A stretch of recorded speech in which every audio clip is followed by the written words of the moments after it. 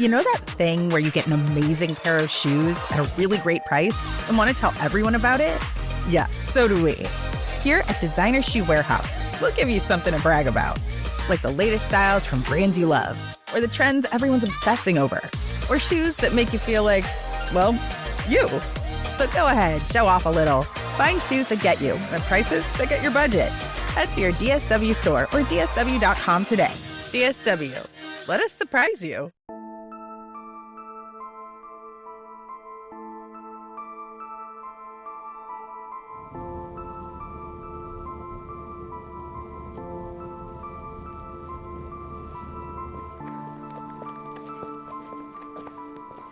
Hi.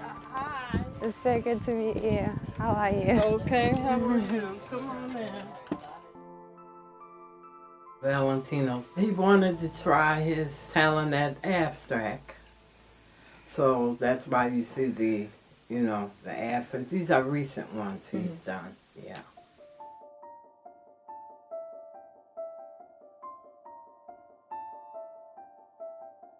No, he didn't do what he was accused of. He was a teenager when he came to jail. The man is almost 50-something years old. He ain't even had a chance to actually enjoy life as well as spend time with his grandkids, with his grandmother, as well as his mother. Their health is deteriorating because of where he's at. His one grandmother, she's hanging on. You got people looking at him as if he was the killer when he's not. He's an innocent man. Valentino was always sensitive. He had a kind heart. He did. He really did. Can you talk to us about the night that you heard that Valentino was arrested and what your reaction was? Well, at first, it wasn't so bad because I knew Valentino didn't do this, and I just say they'll find this out and they'll let him go. That's how I was thinking, because I was in a state of shock. And what was your experience with Joseph Terranova as a lawyer? He just says, I need the murder weapon, I need the gun. And we act like we didn't hear, because I'm like in shock. I'm looking at his father, he's in shock, and he says it again. And we like, how do we know where the gun is? And he's telling us to get the gun, go up on the corner, put it underneath a bench. He'll bring it into court and say, this is the murder weapon. I'm still in shock. So did you go to trial knowing that he would lose and that he would go to prison? No, not really, because once I figured we call our witnesses, come on, no, I didn't. I didn't. And can you tell us about how you felt when the verdict came through? It's indescribable. It really is. And did you know you would have to spend so many years away from him? No, I didn't. I really didn't, because I knew he was innocent. I knew he was innocent. I think everything is done for a reason. Maybe if he had stayed out there, he'd have got killed. He's into what God gave him, his art, which he wouldn't have been if he had stayed out there. I just want to be here to see him get out. That's it. Spend a little time with him. Just hug him, really hug him. I'm going to keep fighting. No matter what happens, I'm going to keep fighting.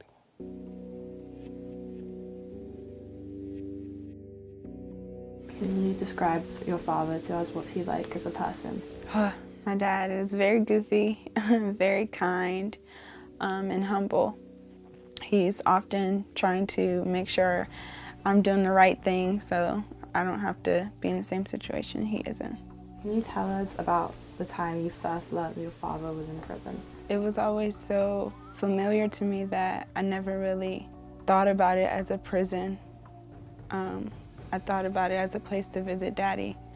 We did trailer visits because my dad was in, the maximum security, and they allowed you to visit your family there. And we were sitting on the couch and he just, felt the need to explain it to me. I'm like, Dad, why are you here? Why are you in prison? And he just told me everything that happened to him and why he was there. It's so surreal because you guys can't see my memories, but I remember it like it was yesterday. About all the facts that make no sense in this case, is there something that strikes you the most? The justice system needs to be reevaluated. There has to be some way for you to speak and not be, convicted of a crime based on witnesses. 3 people can lie and say you did this and you're sentenced to death. I don't understand that.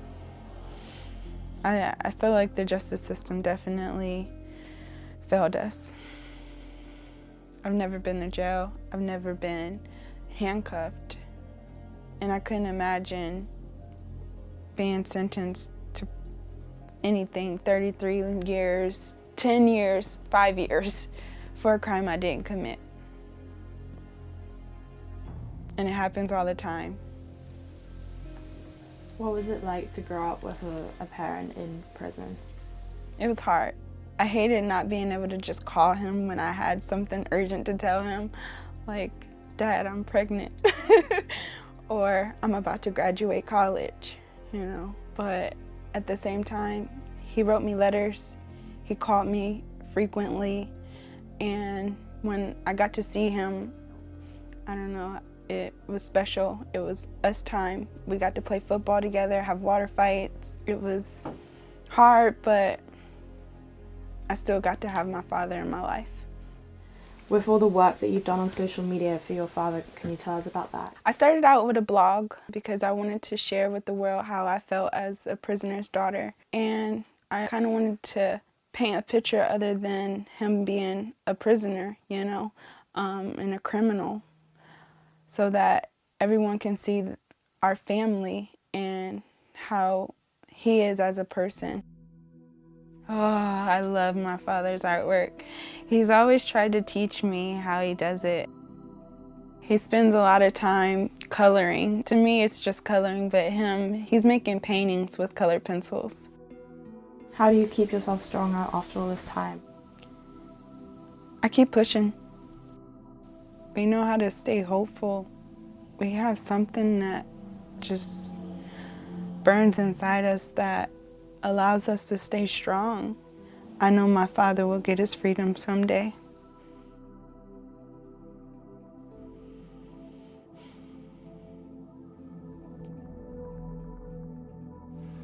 Lord, we need you to look over Valentino Dixon in this case, to undo the wrong that people have put on him, to help strengthen the families that sit around this table that's been going through it, to help the mother's health go along better than what it actually have, to let other people learn from the mistakes of the people that's making mistakes with these cases.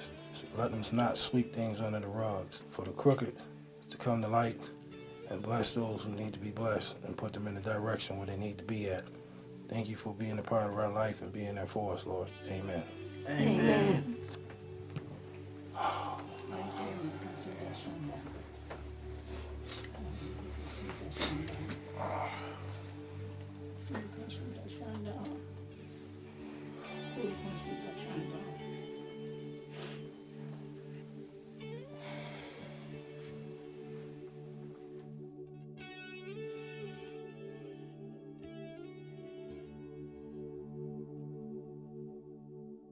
Getting back to motive. Yes. John, the house that he was supposed to have quote unquote robbed was right next to his best friend's house.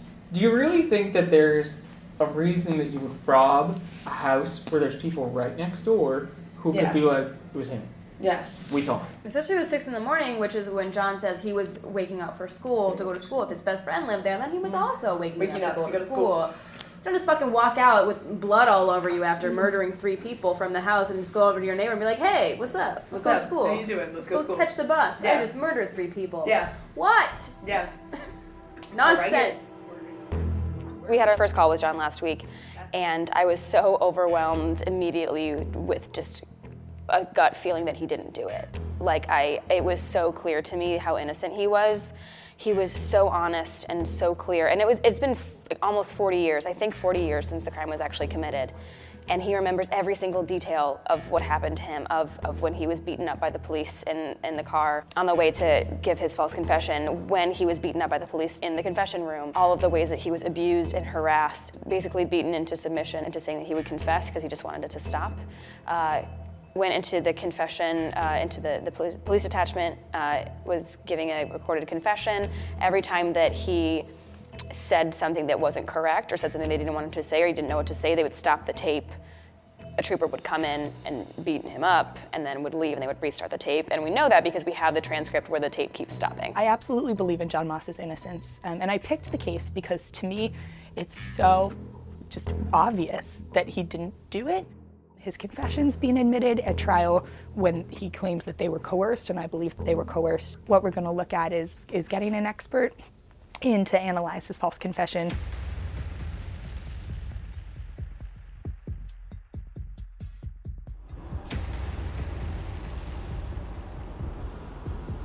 So we are in Baltimore County right now. We're right by Morgan State University. And we're specifically at the 4600 block of Hill and Road, which is where the crime occurred. And we're also right by one of the main eyewitnesses' houses. So he claims that he saw the crime scene from this alley right by his house. We're gonna go check out and see if we can see the crime scene from there and then go check out the crime scene too.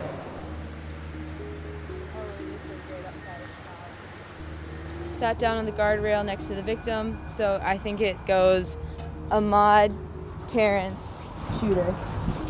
We were going to essentially try to compare the testimonies of the key eyewitnesses to the crime and what we know happened based on the police reports, the eyewitness testimonies, and the trial. So we were trying to see where Terrence McCoy was in relation to the two main witnesses, Alana Little and Ahmaud Williams, and then where the suspect was located as well, and trying to see which directions they came from and left at, to see as well whether or not it was possible for any of them to make a clear identification of Kenneth being there. He turned facing the victim and said, and I quote, "This right here is a Tech 9. You heard me cock it back. Now give me everything you have." That's when the suspect began to stand up, and he first put his left leg over the guardrail and then his right, at the same time brandishing the gun.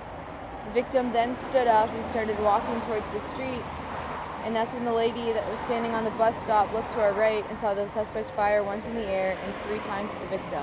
He fled west through a dark alley. Okay.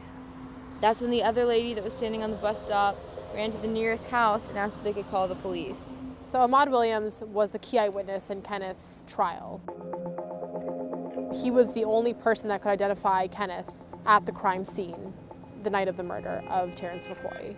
So he's an integral part to this whole case, especially because he was found with gunshot residue on his left hand, which is his dominant hand.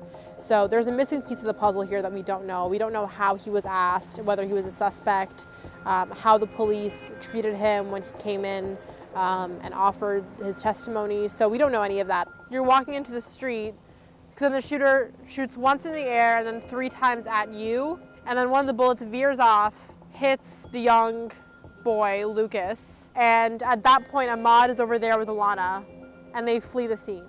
I think it'd be really useful for us to speak to Ahmaud. I think he really is the missing piece of this puzzle. I think Kenneth Bond is innocent, but I believe that for a lot of other reasons. I think what we were trying to see today was whether or not it was possible that Kenneth could have committed the crime. And from what we understand of where he said he was during the time of the crime, where the crime took place, and where Ahmaud Williams claimed the suspect walked from to get to the crime scene, it could have been possible that it was Kenneth. I think we have to make sure that we're looking at this very critically and making sure that we are evaluating the full body of evidence and not just a couple of things that we believe to be true, like what Kenneth tells us, or a couple of eyewitness testimonies that don't seem to add up. I think it's our job to be as objective as possible, because at the end of the day, the point of this is to find the truth, not just to prove that somebody's innocent.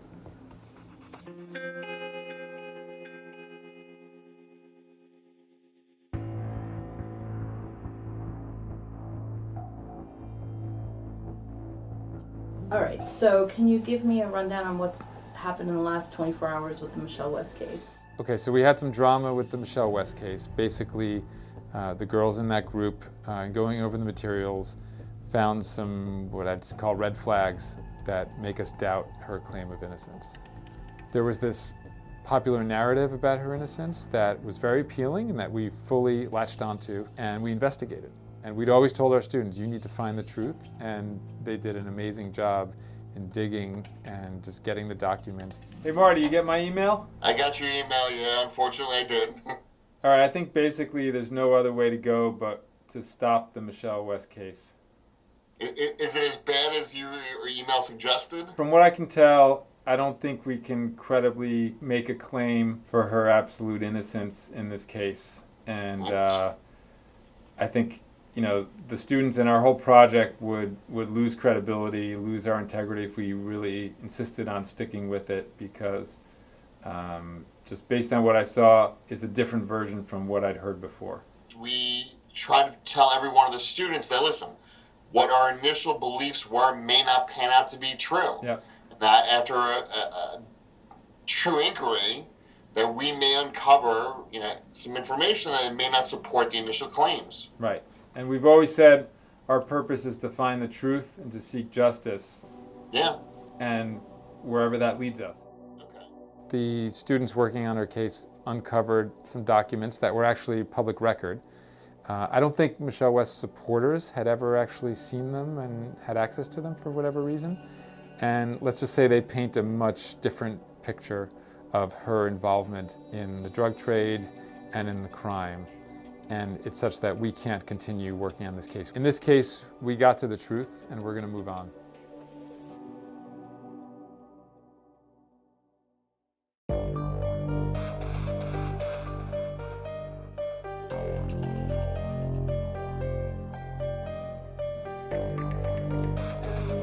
One of the prosecution witness saw the crime, and one of the things that was said at trial is that he was far from the crime scene, so we're not sure he was able to see actually what happened.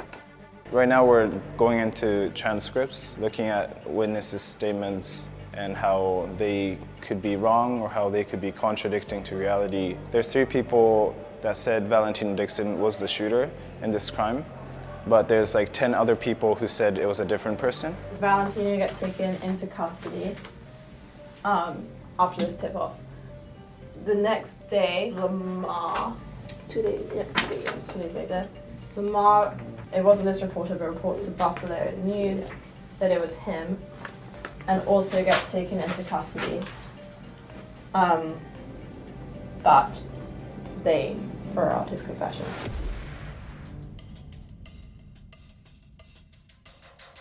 I'm calling to turn myself in because I don't want my friends to take the rap for something that I did. So Lamar Scott, which we believe who the shooter was, he confessed the first time and he recanted it, and he confessed a couple of times later. But the reason why he recanted it was because of the prosecutor coercing him.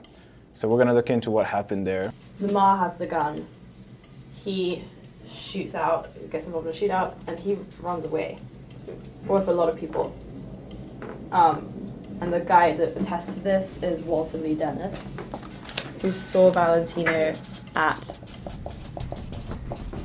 the scene on the corner while the shootout was happening, and he saw him run away with a lot of other people who also scattered. I think Lamar Scott hides this gun. One gun's gone. They found 2 guns at the scene. That's what's in repute, because it's. But they say that he hides the gun at Mario's house. Yeah, he threw it, right? Yeah. But they so found 2 guns at the scene, which makes it difficult. But that's what we're not sure about. But they find 2 guns, maybe they're not these guns at the scene. Everyone runs away. And then Detective Brown and Detective Steinbeck come to the scene. And then they take the guns into custody.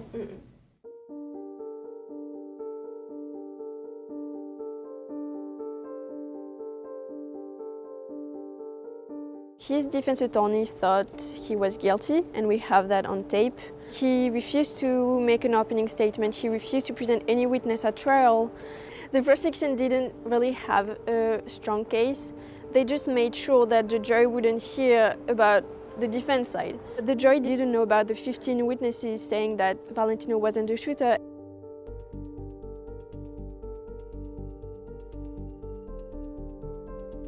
This was a poor neighborhood that had problems with violence. Still nowadays, a lot of them either are in jail or did some jail time. So they were afraid of what the prosecution could do to them. So the witnesses were too afraid to testify.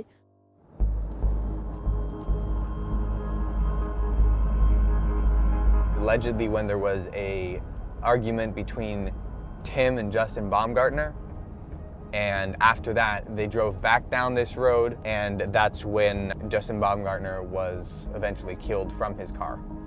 So this is the last place that everyone was seen together that is corroborated before it sort of, all of the stories begin to diverge.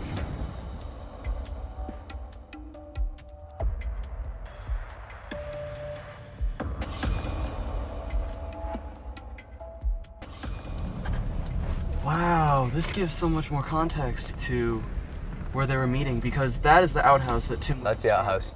And we have a map we can pull out. It's a lot less wooded than I thought. I sort of imagined that it was going to be pretty well shaded. All right. Tim's truck would be basically right where we are right now. Right. So he would have come in and actually looped around and then come in and parked here.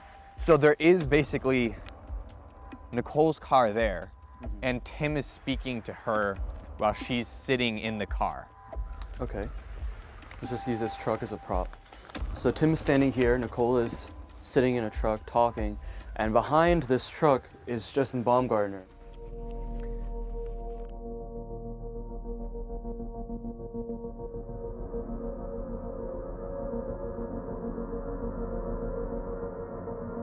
Do you remember that police report that Justin Baumgartner filed? Yeah. So 2 weeks prior to the murder, a green Ford tried to run him off the road and said it was a potential attempt on his life, and 2 weeks later he's murdered. Later that night of the Monacan Park meeting, or afterwards, Nicole, in her witness testimony, says that a green van, possibly a Ford or some kind of van, passes by the park a few times while she's with Justin Baumgartner. She doesn't think twice about it. But she mentions it in the testimony. Right. And that was never investigated, because that sounds like someone's coming after you.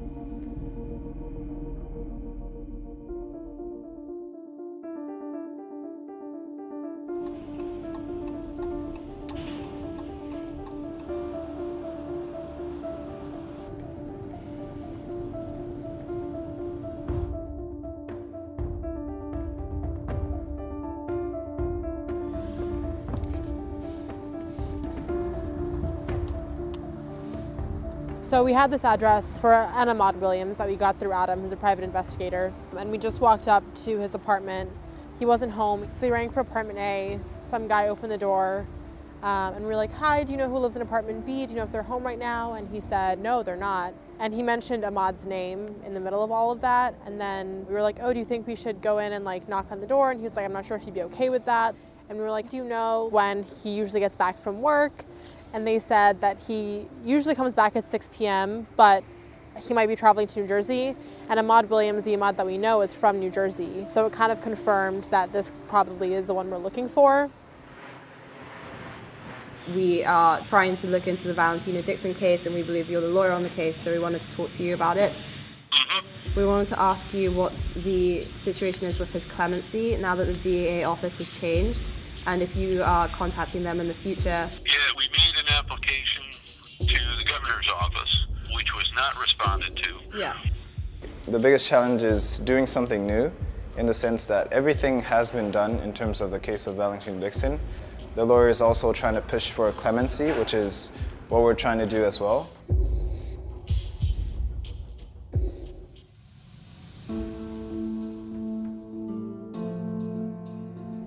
We are coming up to Elon Road, which is where, after the meeting that night in Monacan Park, Justin Baumgartner turns left and the Country Corner Market, right there on the corner, sees his car turning left onto Elon Road.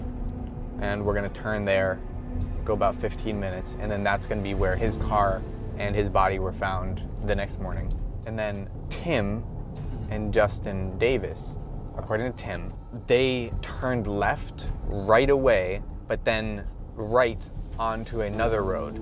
So they turned right back off of Elon Road. So right now, this is the turn, Country Corner Market right there. So Justin Baumgartner turns left here. And then supposedly Tim takes that right down that road and does not continue on Elon Road. Goes back to his house. So at this point, we're on Elon Road and a chase begins on this road. It's right there. That's where it was. Wow, okay. This is where his car was found. All right, let's get out. So coming up, kind of exactly where we're standing right now, is where Justin Baumgartner's truck was recovered, along with his body in it. Right here. So according to the police report, shell casings were found at the scene of the crime between 3411 Elon Road and 3465. So this stretch of road between there and here. So right along that guardrail on the left? Along that guardrail, correct. All right. Casings 1, 2, and 3, right, are found almost directly across from 3465 between the road and the guardrail on the right side. So if there were multiple casings along that guardrail, and they were going at 80 miles an hour, that would have been almost impossible. And also, if they're going that fast, already right so close to where his car was found, then he wouldn't have been able to just bring his car in slowly here. Right. Without either careening into there or crashing into the rock. I mean, if he was going that fast, he wouldn't have, his car would not have been found right here. So it must have been at a slower pace. I don't believe that a love triangle is what led to Justin Baumgartner being murdered. There is another reason why Justin Baumgartner was murdered. I want to know what the hell went down the night of May 3rd, 2008.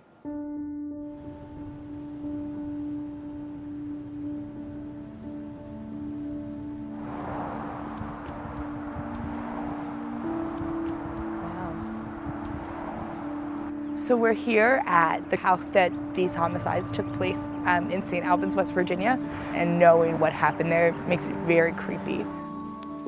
Whoever did it had to have been in that front room because there was a ton of blood in there, and then Right. because they were. That's where the woman, the wife, and the daughter. No, they were found in the back bedroom. They were They were all found found in the back bedroom together. Yeah. Which is why they didn't know the chronology of what happened, because they just found 3 bodies. They didn't know in what chronology the murders occurred. They didn't know what method they occurred by, other than the wife. And they got a lot of that from Paul Regitz's confession. Right. The hanging and the Right. Because they didn't know that she was hanging and that he was in the bathtub at Right. all, and he wasn't like wet. Because all they had was ligature strangulation marks, but the liver mortis, the blood settling, pointed to hanging for at least a short period, which would have fit with them hanging the daughter, and then Paul Regitz taking her down before he went to work, and then leaving her there when he went to work. So that's where it all happened. John lived over there on the other side of the junkyard with his grandparents and I believe his Uncle Willie. And then supposedly he walked up the train tracks and down here. The prosecution said he went back up to the train tracks and then came back down. Why would he come back in? I don't know.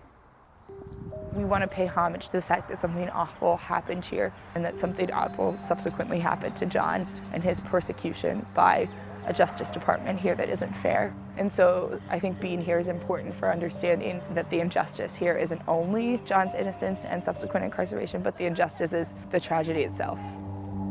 Whew.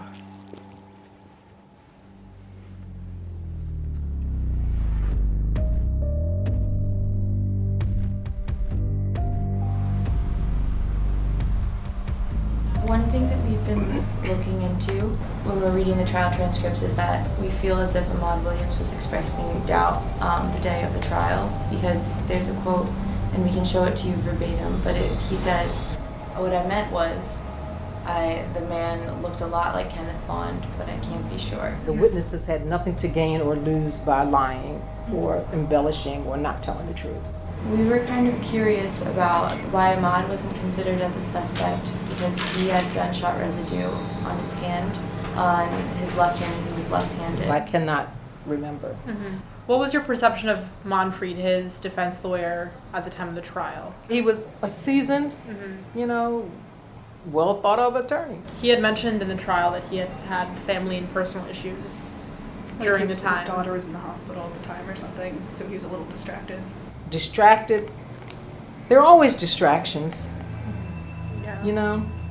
because when I was in the homicide unit, I was carrying a caseload of 28 homicides a year. Yes, what I'm just curious about is like whether you had mentioned that he was a seasoned lawyer. I don't know if you worked with him before, but if he just seemed different that trial versus other trials because of what was going on in his personal life. If I thought that Mr. Montfort wasn't on all fours, or if I thought there was a problem, I would have raised it because I wouldn't want to try the case twice. Okay.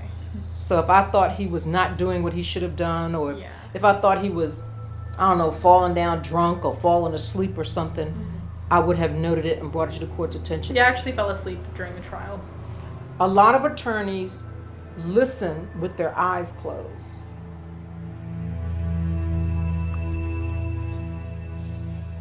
We'd gone in sort of with a sliver of hope that she might express some doubt about how this case had gone. It's always going to be hard for, number one, a prosecutor, and number two, an elected official to admit to anything that wouldn't make them look good in the end, Yeah, it's kind of disappointing, but not surprising. Hey, this is Valentino. I wouldn't even accept the clemency. I'm not going to be on parole. They had the chance to give it to me. I'll stay in jail.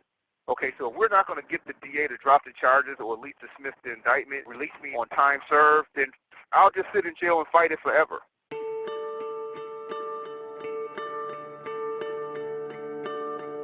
Right now is the toughest time for us.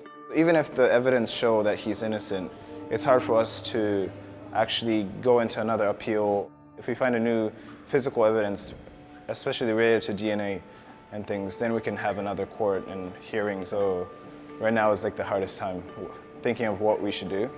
It is at a bit of a dead end right now, legally. From that perspective, there aren't that many routes to go down. In terms of the other people involved in the case, I kind of have a fear that because so many lawyers are advocating for Valentino, I kind of have this fear that we'll be pushed aside as like the little students trying to help out, but like don't really know a lot about what to actually do.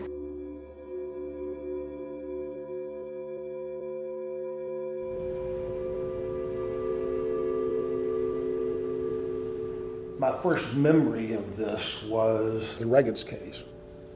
They were picking a jury, I believe, on Regetz, on his confession, when they got some phone calls from, I guess, the state police saying that John Moss had confessed to it in Cleveland subsequent to another arrest. And they continued the Regetz case, looked into what John Moss had to say, dismissed Regetz, and then indicted Moss for it.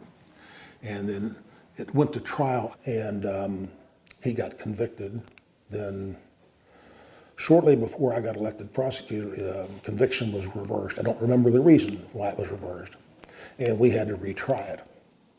There's no question that Regetz confessed to killing his family with a great deal of specificity, and the specificity could have only come from either him or from the police feeding the information to him. I've always sort of suspected that they planted Regetz's specific knowledge so the confession would be bolstered by physical facts. Now, mind you, they probably did it because they thought he was guilty, okay? But they still did it. So I would think at that time probably the police officers were putting words into his mouth in order to...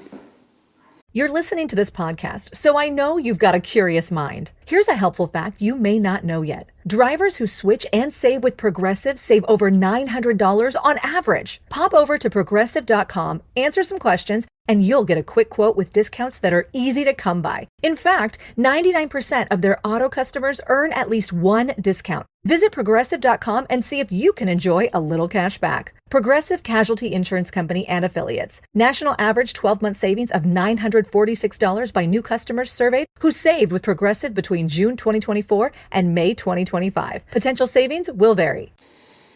make it look, the physical evidence match his confession. Yeah. And could the same be said for John?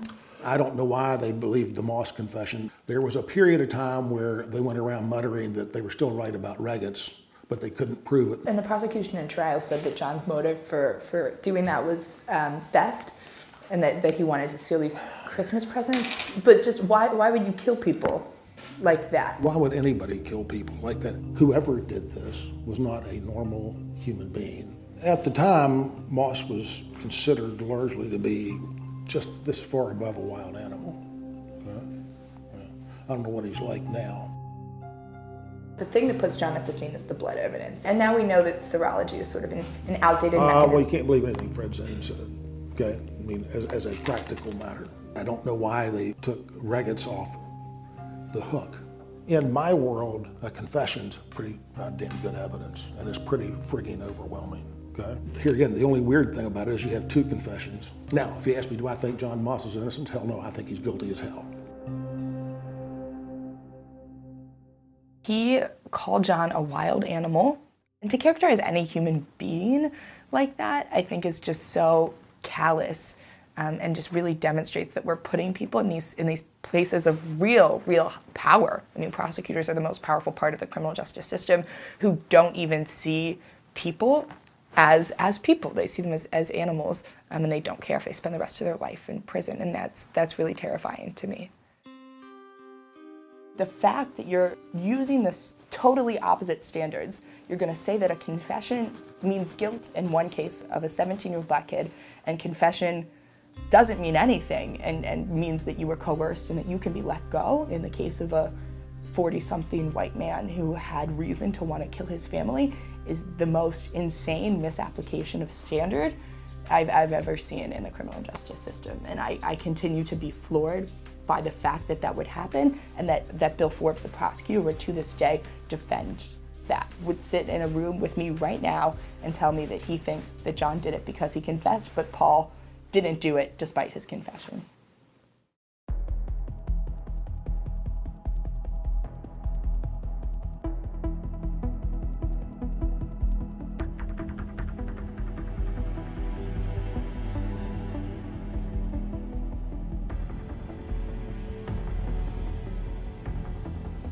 What made you pick Valentino's case, and can you describe how you felt the first time you read about the case? He actually picked me. One of the things that stood out for me was that I've never seen a case before where, as in Valentino's case, two of the witnesses who were going to provide testimony that was contradictory to the prosecution's case got themselves indicted for perjury because the prosecutor thought they were lying. You know, I thought that was pretty unique, and maybe there's something more going on here, and then we dug deeper. What do you think about what the prosecution had at the time of the trial? Did they have any physical evidence, witnesses? They didn't have any physical evidence. They had, arguably some witnesses. I've never had a circumstance before where somebody got charged and, shortly after, virtually the next day, somebody else goes on the news and says, "It was me, it wasn't him." I thought that was kind of interesting, and Lamar Scott has persisted in saying that. I don't understand at this point the district attorney's reluctance to overturn the case.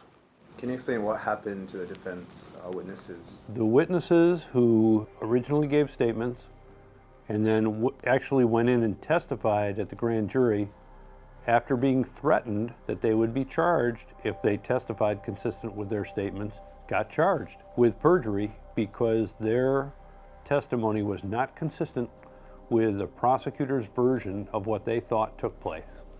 It was perfectly consistent with what Lamar Scott said. I shot him, Valentino didn't shoot him, but because it upset the prosecutor charged and actually convicted two of the witnesses.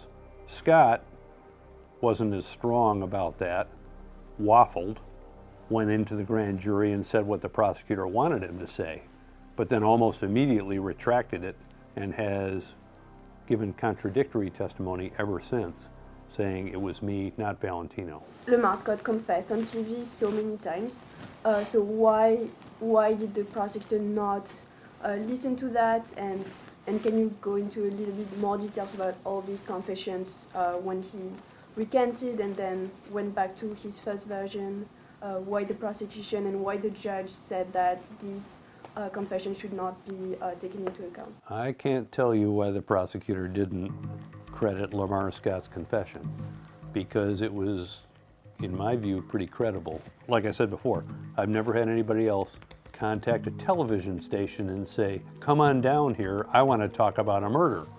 And that's exactly what happened here. Unfortunately, the guys, they jumped out of the car and they started shooting first. And I shot back at them. Not intentionally to kill anyone at all. It just happened that way, you know. And I'm apologizing to his parents and all his people that I'm sorry that I killed your son, but it was a situation that just happened. It was a self-protection type thing. I didn't mean to kill anyone. He was either going to kill me or some of my friends, and it was self-protection. I didn't mean to shoot him. I didn't mean to do anything wrong. You know, he's on camera very shortly after the event saying, I'm the guy, it's not Valentino. Now, he doesn't have any relationship with Valentino Dixon at that point. There's no reason for him to say this other than he's the guy that did it. So, you know, I can't explain why the prosecutor wouldn't credit that version of events. They didn't like Valentino at that time. You know, he was on the street dealing drugs, doing stuff that wasn't particularly, you know, Boy Scoutish, if you will. But that doesn't mean he was involved in a murder. But they thought, aha, you know, here he is, he might be one of the usual suspects. But, you know, in particular, Lamar Scott's confession when he's in jail later on for having shot another guy, where he says, you know, if you'd have believed me in the first place, maybe this other guy wouldn't have gotten shot. That seems pretty compelling. And the way that he describes the shooting taking place and the weapon that he describes has the ring of truth to it. I mean, if you have any knowledge of weapons, this is a Tech-9, which is a small, compact, basically machine gun, and he talks about how it fires and that he's not aiming or anything like that, and that sounds like exactly the way it happened. There's no reason for him to confess other than he did it, and there's no reason for him to persist in his confession other than he did it. And how do you feel about the possibility of the post-conviction motion before 40? I feel good about it. I felt good about it for a long time. It hasn't gone anywhere yet, but I feel good about it now.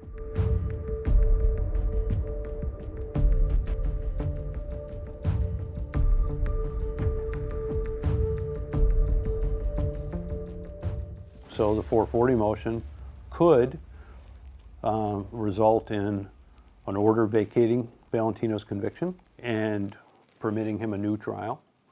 It could result in an order vacating his conviction and dismissing his indictment, in which case we're done. When you see somebody like Valentino or somebody else in that situation that you really, really think is innocent, certainly didn't commit the crime that they were convicted of. I mean, he was no choir boy, but he didn't commit the crime he was convicted of. You know, it's easy to say, well, you know, that's somebody else's job or somebody else can handle it. But, you know, a lot of times, you know, if you don't do it, nobody else is gonna. And you think, well, how can I not? You're in this position, you've been given this power, this ability to affect the lives of other people. How can you not utilize it for good? I mean, you kind of have to do it. You sort of have a moral obligation at that point.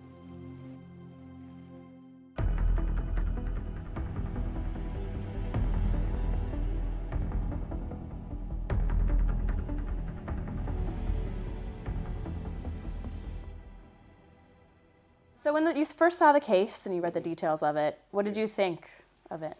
Paul Regetz, the father and husband, had confessed to the homicides. And so what you had eventually when the case got to us was you had two confessions. And we were representing John Moss. We were not representing Paul Regetz. Paul Regetz had issued a separate confession. I was looking for cases to find a way to get Regetz's confession into evidence. So you were unable to get it admitted? It was not admitted at trial. In Paul Reget's confession, one of the kids was drowned. One of them was hung from a door, right? Well, according to Paul Reget's confession, one liked to swim and one liked to swing. That was not in John's confession. Paul Reget was a fellow who was known around St. Albans. Allegedly, he had a certain lifestyle, drugs. What we had read in the first trial transcripts was that the defense had created a case talking about how he had been domestically abusive, how he had been told of yelling at his wife, how he had been a Satanist at one point. Well, when you look at motive, that was an avenue that we explored, and we did discover the idea that Mrs. Reget was becoming very frustrated with him, and that she had spoken to various people about a possibility of either a trial separation or a divorce. Okay, so things were not great in that marriage. They were not.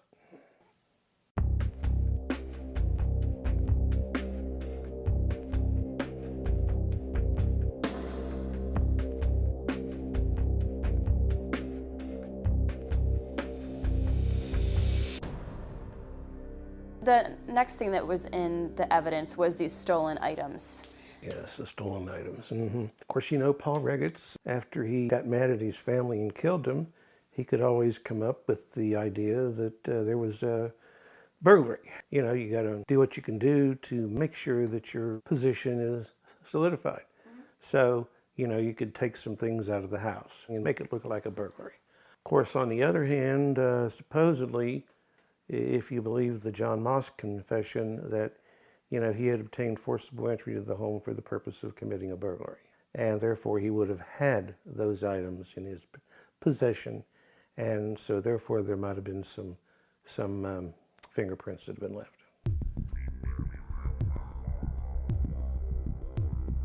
Kind of comes to the question of motive, which is something that we find really strange in this case, because on the one hand you have this husband who said that he didn't want a family, that he was abusive and all these kinds of things, and it's a pretty huge motive. Yeah, he didn't want a family. Told his wife that, you know, as if to say, why don't you hit the road, you know?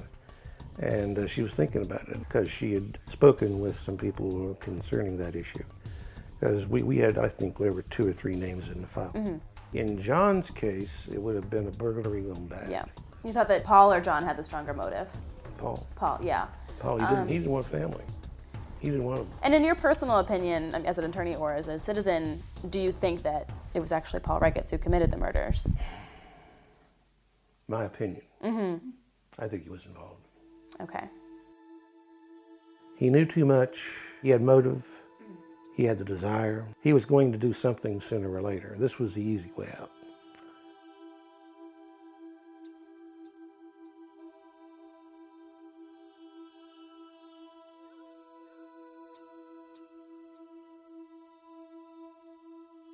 We were not surprised when we heard allegations of coercion. There was no lawyer during the confession in Parkersburg because he was 17 years and 5 months old at the time of the homicides. So that's what it was sent back for the first time. So there was nobody there except the state trooper who took the confession to represent John. If you look at John's confession, it was yes, no. The state trooper there in Parkersburg was a fellow who had a reputation for being straightforward. You know, if you were alone with him in a room, you know, you might be a little intimidated. Do you know which trooper that was? Yes. Was it Mike Smith? Yes. Just going back to the motive with Paul Reget, did the defense or the prosecution ever investigate whether Paul Reget had life insurance policies on his family members? There was an indication that Paul might have taken out a policy on his wife, at least. Okay. Shortly within a few months prior. The life insurance policies were not discussed at trial. Nobody seems to know for sure about it. There's just rumors. And it provides a compelling motive for Paul Reget because he was especially poor. And so it comes off as unusual that he would buy a life insurance policy in the first place, and then that life insurance policy would immediately be cashed.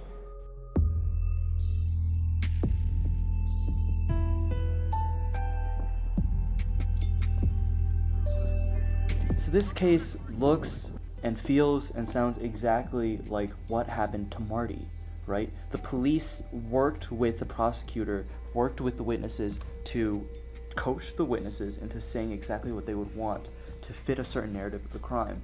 Everyone on the prosecution, anyone on the police, any of the witnesses who testified against Tim, anyone who basically would have reason to believe that Tim is guilty and could have provided us more information about why he's guilty, has refused to speak with us. Don't you think that's slightly suspicious?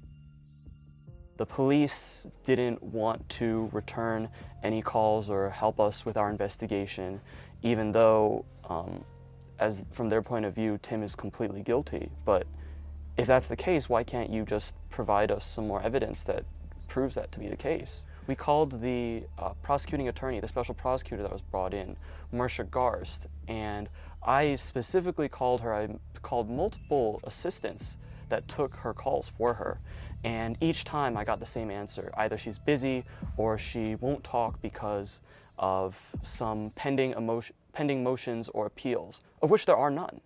After visiting those places ourselves, A, the events definitely could have happened the way that Tim said that they happened. And B, we were more confident that a cover-up was actually happening, because going to the actual crime scene where the shooting happened and really not just visualizing but representing physically where all the evidence was recovered, it's incredibly, the chances of it happening the way they said it did during a high-speed chase, that kind of shooting, seems incredibly unlikely. This is the one link that we don't know between the brother of Nicole Turpin and Justin Baumgartner, which is what they didn't investigate, because they were all focused on Tim Wright. They didn't investigate the fact that she had had a miscarriage right before, and the brother apparently was trying to get them to stop seeing each other after that.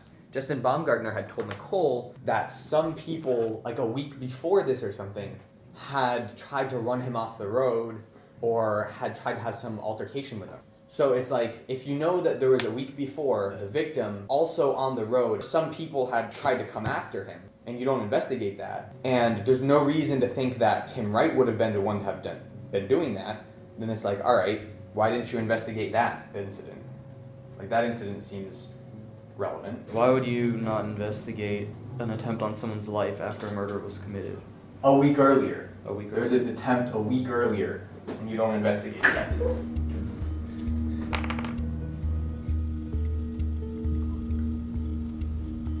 We're outside of where we believe that Ahmaud Williams is living. We're about to go to his door. Shall we go? Hi. Sorry to bother you, man. I'll call. Thanks a lot. The neighbor is calling him. Is it possible that that guy is Ahmaud? Okay. All right, thanks. Sorry to bother you. Appreciate it. Okay. Thank you. I feel like he was definitely home. I'm not satisfied. We ring the apartment again. We hear he's in New Jersey.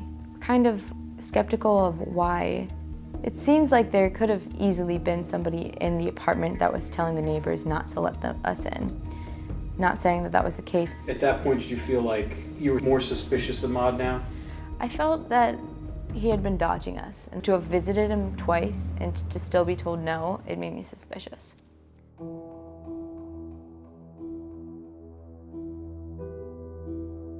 The investigators don't press him to be specific when he gives vague answers.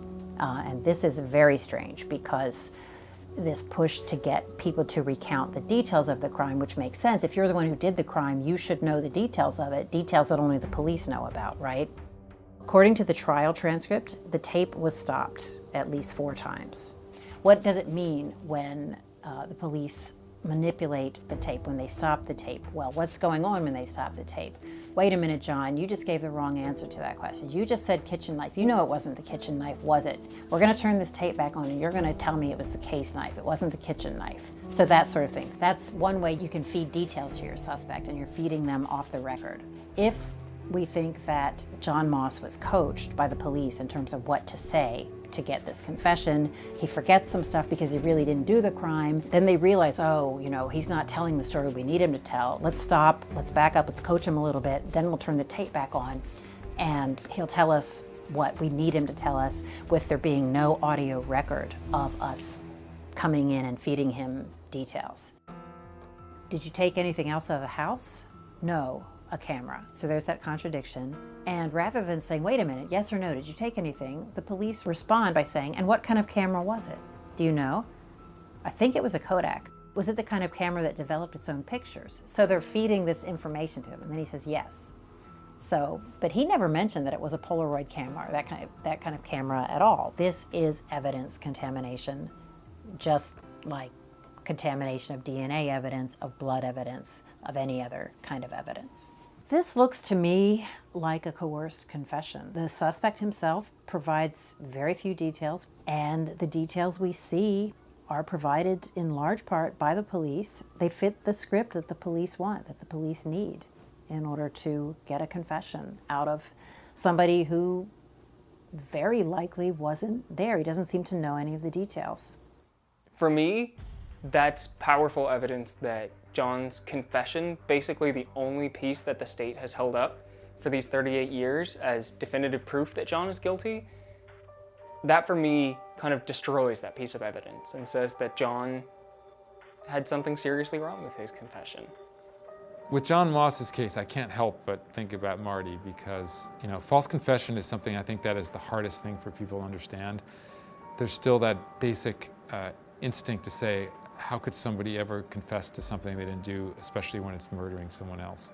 And so I remember having gone through this process when Marty himself was first arrested and charged and eventually convicted of, why would he do that? Why, if he's innocent, how could somebody actually confess? And I just have come to understand through his case, which became clear as day to me, that false confessions are actually not that rare, and particularly with police coercion, intimidation, pressure, potentially violence in the John Moss case, physical violence, that anybody at some point has a breaking point and will confess.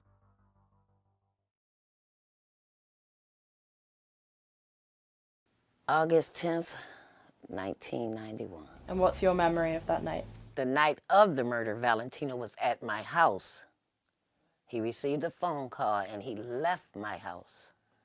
2 days later, Lamore Scott came to my house. I kept him at my house at least 7, maybe 10 days, no longer than 2 weeks. And he explained to me what happened. He said he shot Toriana. He didn't mean to kill him. He lost control of the gun. Maybe 2 days after then, he left my house and he came back to my house. Because like I said, he was scared that the police was going to do something to him. And I had asked him where he'd been. And I can't remember if he said the DA's office or the police office. But his exact words were, they told him to get the F up out of here. They had who they wanted. At that point, he pointed towards that way. I'm living in Donovan Drive, so that's pointing south. And he told me the gun and the clothes were there. The police were informed, and they went and got him. I never seen Lamore no more, and I never seen Tino again. Many witnesses were afraid of law enforcement, and this is why they didn't come forward. Were you one of these witnesses? No, because they never called me. I would have came and testified. Never. But Lamore, he told me that he's dangerous. I really believe he's dangerous because he done shot another kid too. You know what I'm saying? That's why he's in jail now. But he told me, he confessed, he did it. You talked about the police targeting people around here. Do you think that race plays a role in this case? No, because we have some black officers that's worse than Caucasian officers. It's all about money. I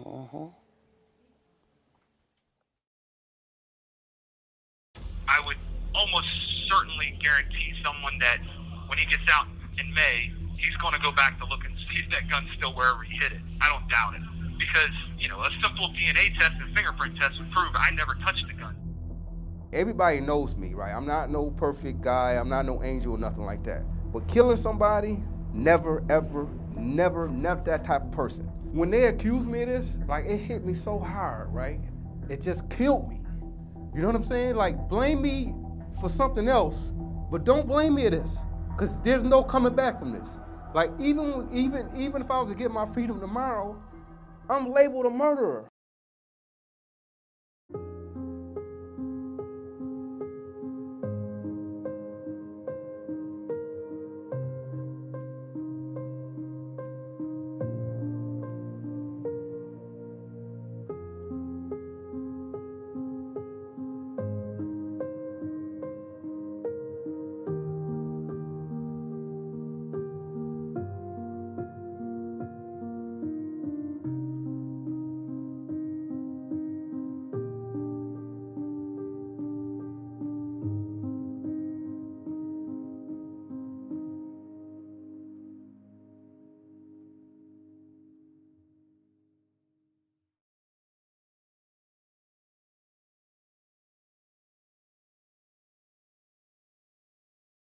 MIDI knows that just when you thought you had your body all figured out, bam, perimenopause. Suddenly, your hormones are raging like it's puberty round 2. You're waking up at 3 a.m. and dealing with mood swings that have mood swings. Your ears are itchy, your jeans don't fit, you need an industrial-sized fan to cool down, and you've suddenly forgotten the word for microwave. Most women in perimenopause don't know that they are, even though it can last for 10 years. They also don't realize that most of their symptoms are treatable. That's why we built MIDI Health. MIDI is a company built by women who've been through it. Our menopause experts actually listen and treat the real symptoms you're feeling. Your symptoms aren't just common, they're treatable. Schedule a visit with a menopause specialist at MIDI. Visit joinmidi.com. Specialist-led care, virtual visits, insurance eligible. Midlife needs MIDI. Results may vary. Medications prescribed only if clinically appropriate based on a consultation with a clinician. Insurance coverage varies. Check with your plan for coverage.